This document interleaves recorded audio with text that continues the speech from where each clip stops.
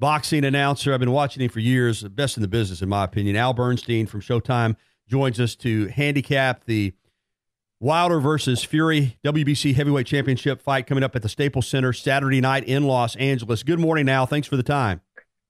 Nice to be with you guys. There's a lot going on for sports fans in your area these days. Oh, yeah, my goodness. I'll be in Atlanta for the SEC Championship game. I hope to finish up my live shots after the game and then go find somewhere to watch the fight. I can tell you that. You can imagine Tuscaloosa's buzzing with the Tide and yeah, really. Deontay in action.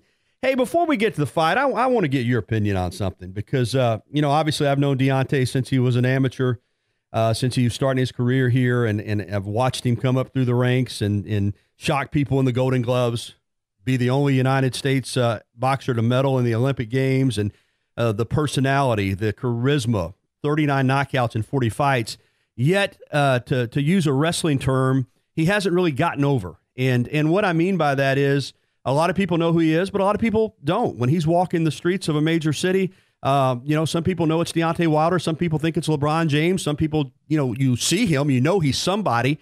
But right. He's charismatic. He's an American heavyweight champion. Why do you think that is, or do you think that is the case, in your opinion, that for whatever reason, and maybe Saturday night if he wins it, it'll be the one that gets him over, he just hasn't gotten the acclaim that you would think a man in his position would have in his own country?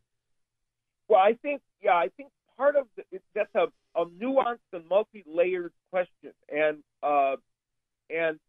part of it is that boxing in general is covered less by the mainstream sports media than it used to be. Right. That's a big issue, and so that is, I think, at the core of the issue. But in addition to that, Deontay Wilder's had one fight in which his fight with Luis Ortiz, that he firstly filled up the Barclays Center, and we had over 1 million homes watching, and so it got a lot of attention. But he hasn't been in a fight that the casual sports fan, the casual boxing fan, has had a chance to dig into. This fight is supposed to be that fight because of Tyson Fury coming over here and creating this kind of excitement. Certainly, his fight with Anthony Joshua, should it happen or had it happened, would have been that fight. So they're hoping that this will be the fight that will kind of chip away at that and get some more notice for him. You mentioned Joshua, and obviously, we won't get into that. We're going to talk Fury and Wilder, but It's somewhere down the line it could come up. But you see the European fight fans, and you see the passion that they have for him, and you see the number of people that turn out for his fights. And I know it bothers Deontay that he has not had that kind of acclaim here in his country. And you mentioned it, the United States casual sports fan not as tuned into boxing as it has been in the past. Maybe it's MMA, I don't know, but this is the fight. I think you're right. I think if he beats Tyson Fury, we're all going to view him in a different light. Don't you think?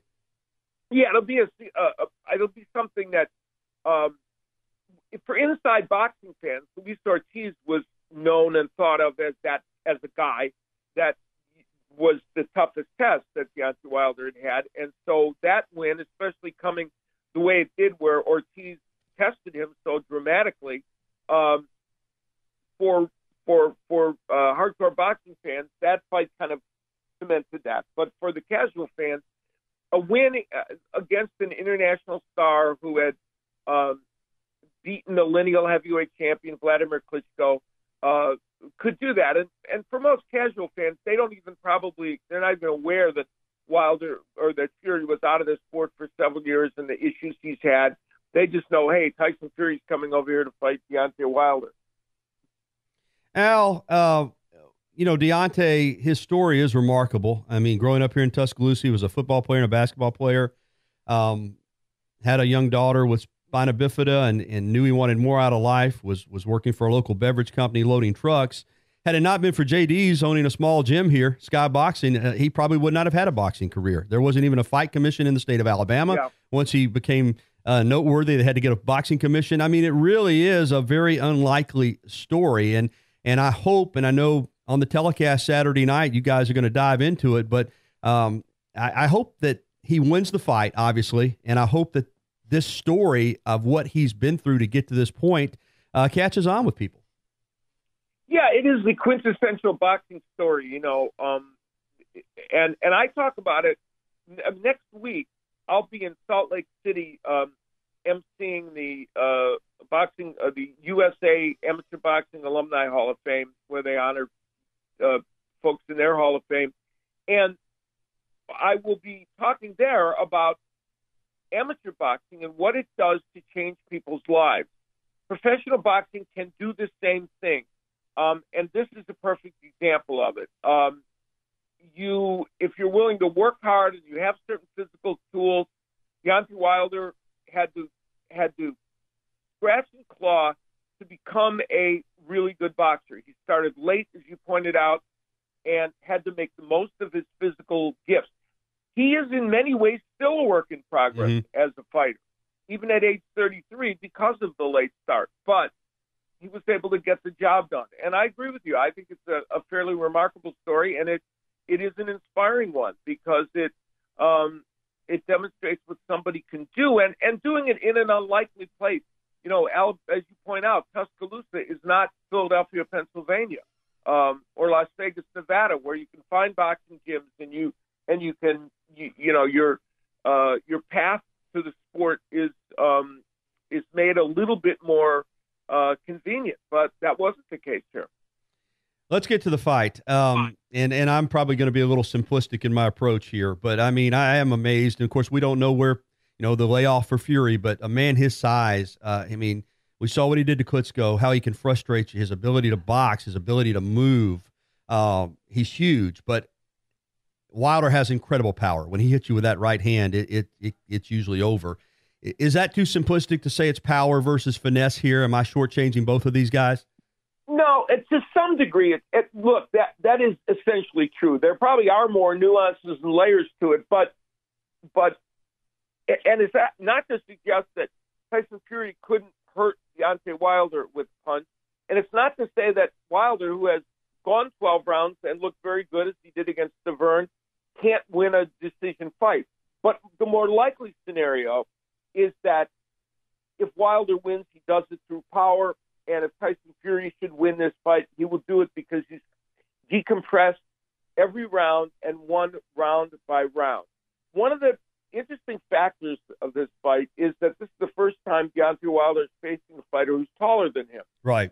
Wilder's 6'7", Fury's 6'9", and you alluded to the fact that the height of Fury adds to how much he can bedevil his opponents and make it difficult for them.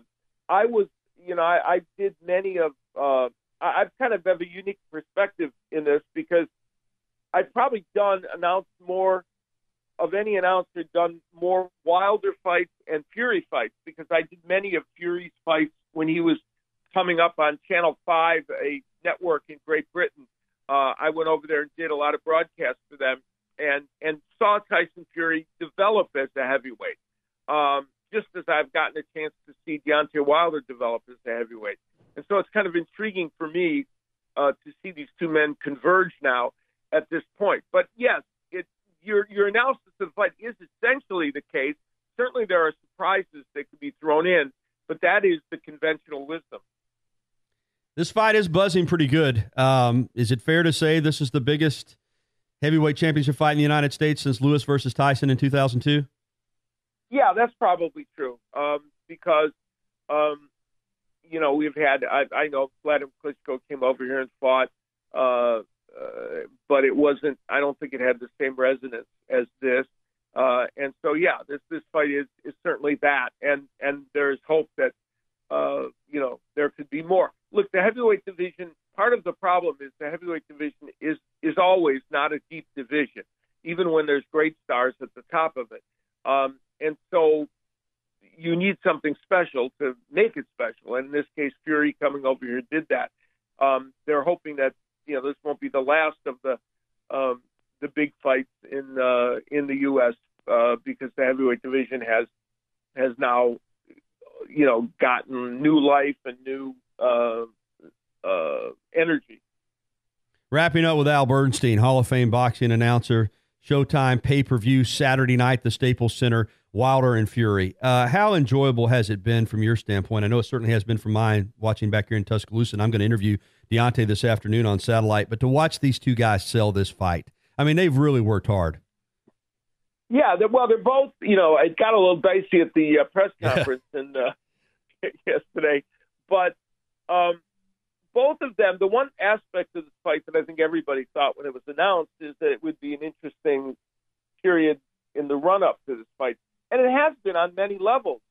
Part of it was Fury talking about his mental health issues. And there's a very great interview between Mauro Ranallo, my colleague, who also himself has dealt with mental health issues, interviewing Tyson Fury about that. It's a terrific interview. And the humor of both men. And so with all that and the outsized personalities that they've had, I think that it has been kind of fun to watch them, do this. Now, up until yesterday, the theme to it was that they understood they needed each other for this and that the banter was more good-natured than not. Yesterday, it took a sharper turn, sure. Which these days in our society seems, I guess, a prerequisite before major combat sports. Well, it's going to be fun. Looking forward to it, Al. Showtime pay-per-view available on every major television outlet out there, and can't wait. Have enjoyed your work for years. Appreciate you carving out some time to join us this morning. Very pleasure to join you guys. Take care.